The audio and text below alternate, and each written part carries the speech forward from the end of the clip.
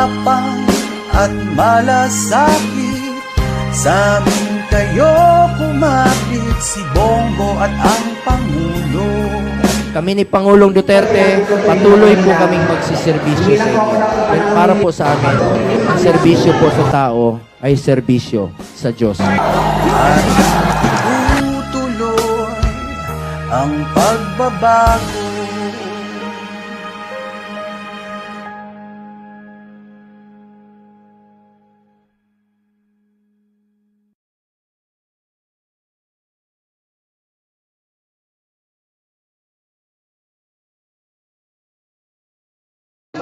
Nagmotor po ako.